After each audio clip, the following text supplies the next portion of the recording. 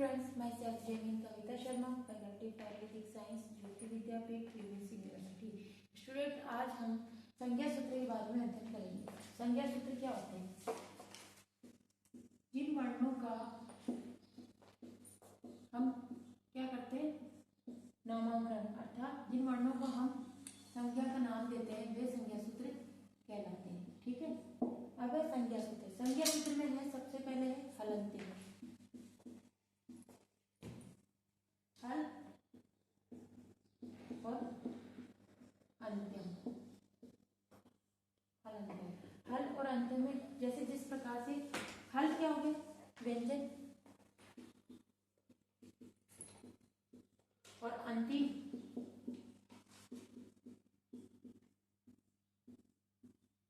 अर्थात जो हलंत्यम सूत्र क्या है, वो कहता है जो उपदेश अवस्था में अंतिम हल वर्ण होते हैं उन वर्णों की इस संज्ञा होती है। अब अंतिम हल वर्ण कौन से होते हैं? जैसे माहेश्वर सूत्र में सबसे पहले अंतिम वर्ण, जैसे माहेश्वर सूत्र में उपदेश अवस्था में, अब उपदेश अवस्था में कौन से वर्ण हो गए?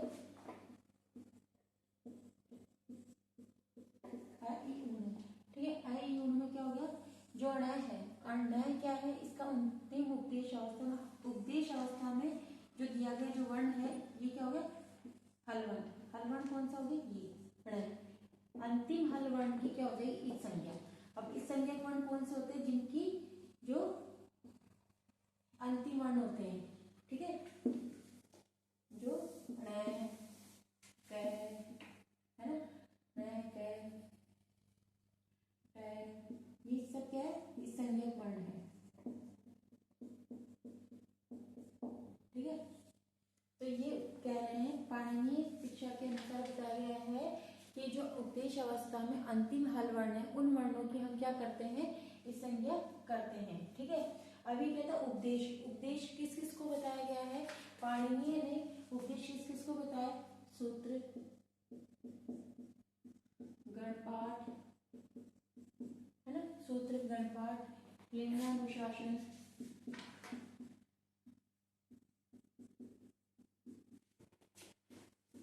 इत्यादि में इन्होंने गणपाठ बताया। उच्चारण, जो सबसे पहले वर्णों का गणपाठ का इनका उच्चारण करता है उसे उपदेश कहा है। ठीक है। उपदेशादुच्चारण, उपदेश अवस्था में जो उच्चारण होता है, ठीक है, उनको क्या किया है इन्होंने? उन वर्णों की क्या बताइए? इस संज्ञा बताइए। ठीक है। तो ये सूत्र कहते हैं उपदेशांतम हलिच्छाद। उपदेशांतम हलिच्छाद, जो उपदेश अवस्था में अंतिम हल वर्ण हो। अब अंतिम हल वर्ण जैसे अब रीड कर, ठीक है, तो रीड के अंतिम उपदेश अवस्था में जैसे उपदेश जिसको दिया गया उपदेश है, जिनको उन्होंने क्या किया? उच्चारण, प्रथम उच्चारण जिसको बताया है। ठीक है। तो रीड कर, यहाँ पे कै हो गया, ठीक है, टै हो गया, नय हो गया, ये क्या है? उपदेश अवस्था में क्या है? अंतिम हलवर्ण है, उनकी क्या हो जाएगी? इस संज्ञा हो जाती है। फिर आगे सूत्र है अदर्शनम लोप है। अदर्शनम लोप है।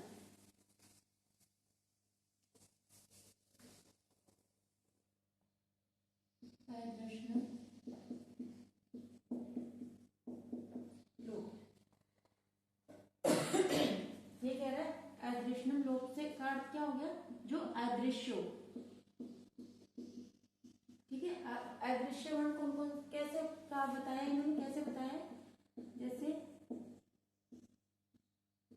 ये प्रथम माहेश्वर सूत्र है हमारा, तो इसमें ये बताया गया अदृश्यम लोप में बताया कि जो ये अंतिम जो वर्ण है ये क्या है? वहां संज्ञक तो है ये, और उपदेश अवस्था में जो वर्ण है ये उपदेश अवस्था में क्या हो गया? इस संज्ञा हो गया किससे? हलंत्यम सूत्र से। ठीक है। ये इसकी क्या होगी? इस संज्ञा होगी। पर अदृश्य लोप क्या कह रहा है? क्या अदृश्य लोप संघर्षा, मतलब कि जो अदृश्य लोप है उनकी क्या हो जाएगी? उन वर्णों की क्या हो जाएगी? अदृश्य संज्ञा हो जाएगी, अदृश्य लोप संज्ञा हो जाएगी। तो ये कह रहे हैं जहां पे ये वर्ण क्या उपस्थित तो है पर इसका कोई कार्य नहीं है, जहां पर प्रत्यार बनाते हैं। तो प्रत्यार बनाने में सबसे पहला प्रत्यार बनता है अण प्रत्यार। अण प्रत्यार के अंदर क्या है?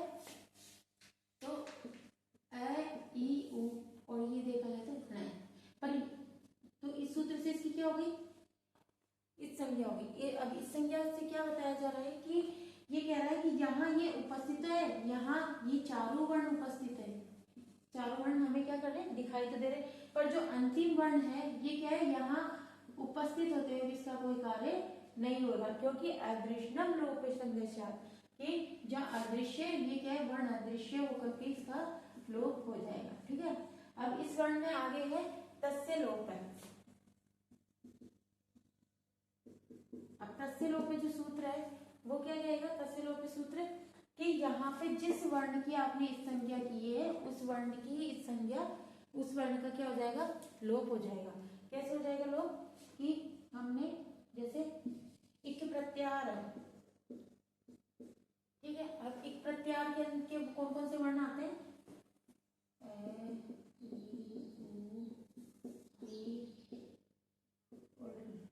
ठीक है, ये 5 वर्ण किसके हो गए, इक प्रत्याहार के।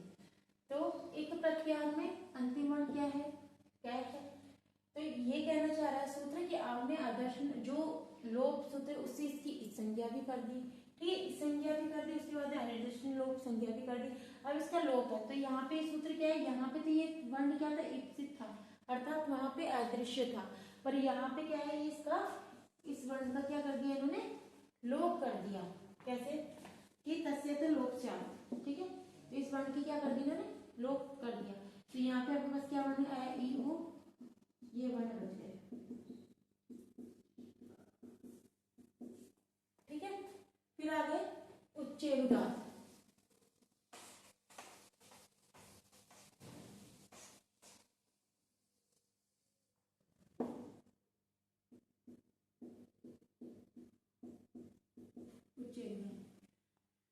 उच्चैरुदात सूत्र कहता है ऐसे वर्ण जो तालु के साथ में ऊपरी भाग को स्पर्श करते हुए उत्पन्न होते हैं या वर्ण उच्चारित होते हैं, हम वह वर्ण उच्चैरुदात कहलाते हैं। ठीक है, अब उच्चैरुदात कौन से हो गए, जो ऐसे वर्ण जो तालु आदि के साथ में, तो जैसे क्या है,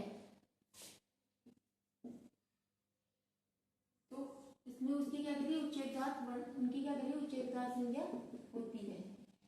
ठीक है, फिर है निच्चैरुदात,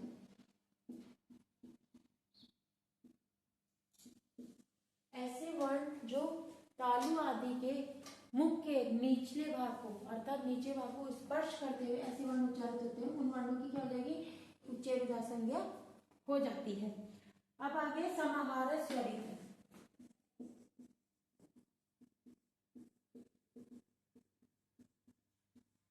समाहार स्वरित क्या कर रहा है कि उच्चैरुदात और निच्चैरुदात दोनों से क्या, समाहार अर्थात समान स्वरित उच्चारण। इस सूत्र का कहने का ये मतलब है कि ऐसे समान वर्ण जो उच्चैरुदात में भी और निच्चैरुदात में, वो समान वर्ण जो दोनों को स्पर्श करते हुए उच्चारित होते हैं, ऐसे वर्णों की समाहार स्वरित संज्ञा होती है।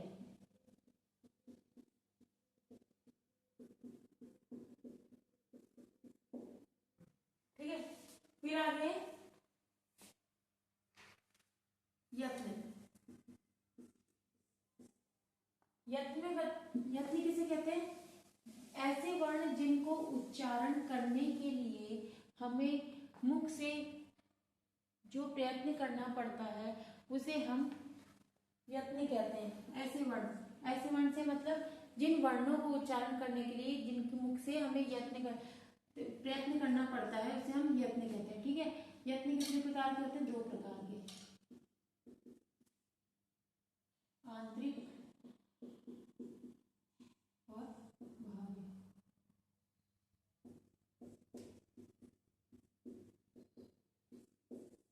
ठीक है, अब आंतरिक यत्न कौन सा होता है, जो ऐसे वर्ण, इसे आभ्यंतर यत्न भी कहते हैं, जो हमारे मुख के अंदर, ऐसे वर्ण जो बाहर उच्चारित न होकर के वे हमारे मुख के अंदर ही उच्चारित हो रहे हो, मुख के अंदर ही यत्न किया जा रहा है, ऐसे वर्णों को हम आभ्यंतर यत्न कहते हैं। ठीक है, फिर बाह्य यत्न, बाह्य यत्न ऐसे वर्ण जिनको उच्चारण करने के लिए जिनको हम मतलब कि तेज उच्चारण करके जिन वर्णों का हम बाहर मुख के बाहर निकालते हैं वे बाहरी यत्न कहलाते हैं। ठीक है, अब बाहरी यत्न में जैसे कोई भी वर्ण है, क है, तो क्या हो गया, इसी वर्ण को चाहे क वर्ग हो, च वर्ग हो, ए वर्ग हो,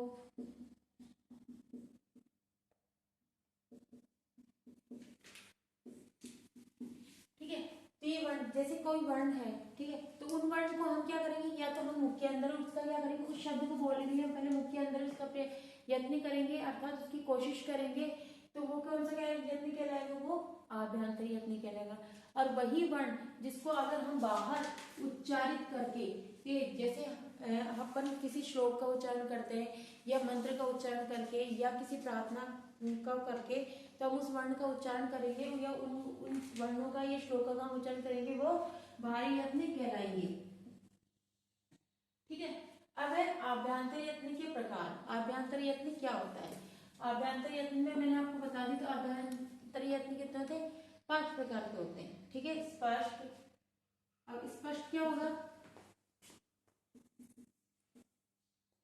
अल्पप्राण, महाप्राण,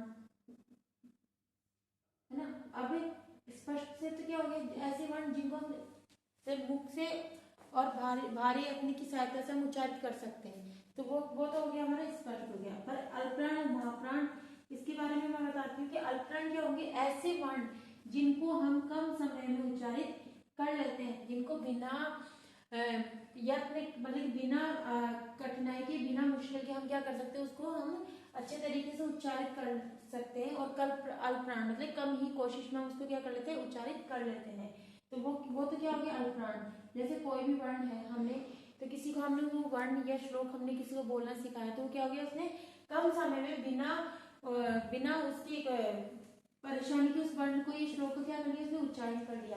और महाप्राण का क्या हो गया कि महाप्राण किसी वर्ण को या किसी श्लोक को उच्चारण करने के लिए हमने उसके लिए अत्यधिक कठिनाई, अत्यधिक मेहनत करनी पड़ी या अत्यधिक यत्न करना पड़ा, तो वो क्या कहलाया हमारा महाप्राण। महाप्राण में जैसे बहुत से ऐसे वर्ण हैं जो हम उच्चारित करने में हमें क्या होती है, परेशानी होती है, तो हम उसको उच्चारित नहीं कर पाते, तो वह क्या कहलाएगा, वह महाप्राण कहलाएगा। ठीक है, फिर स्वरित। स्वरित में क्या हो गया कि स्वरित में वही हो गया जहां मुख के वर्ण जिसमें उच्चैरुदात और निचेरुदात, मुख के ऊपरी भाग और निचली भाग को स्पर्श करते हुए ऐसे वर्ण उच्चारित होते हैं, जो वर्ण उच्चारित होते हैं उन्हें हम क्या कहते हैं, स्वरित संज्ञा कहते हैं। और मुख और नासिक, मुख नासिक हो, वचन नासिक हो, जो मुख और नासिका से जो वर्ण उच्चारित होते हैं, ऐसे वर्ण जो मुख और नासिका की सहायता से उच्चारित होते हैं, हम उनकी मुख और अनुनासिक संज्ञा होती है। जैसे यम, गण, तो ये वर्ण क्या है, मुख और नासिका से उच्चारण, मतलब कि मुख के अंदर से उच्चारित होते हैं। और वो जैसे कई बार वर्ण कहा जाता है कि नाक के द्वारा उच्चारण किया जा रहा है, वो बोला जाता है, क्या होगी, जो ऐसे वर्ण जो मुख और नासिका से उच्चारित होते हैं वे अनुनासिक वर्ण कहलाते हैं। ठीक है, फिर विव्रत, संवृत। तो ये क्या है, विव्रत और संवृत में भी क्या बताया गया है कि विव्रत और संवृत में क्या है कि जो वर्ण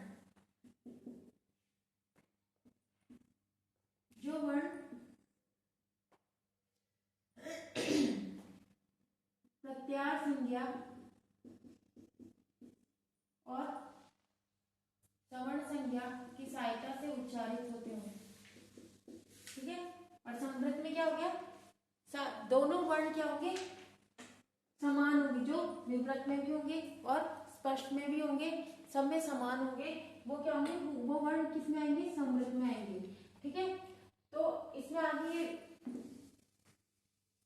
जैसे अपन आगे वाले टॉपिक में पढ़ेंगे ये उच्चारण, तो उच्चारण में स्थान में क्या होगा, उच्चारण स्थान किसे कहते हैं, जो जिन वर्णों को उच्चारण करने के लिए मुख के अलग अलग भाग जिनको स्पर्श करते हुए उच्चारित होते हैं उन्हें हम उच्चारण स्थान कहते हैं। तो अपन नेक्स्ट टॉपिक में क्या पढ़ेंगे, उच्चारण स्थान।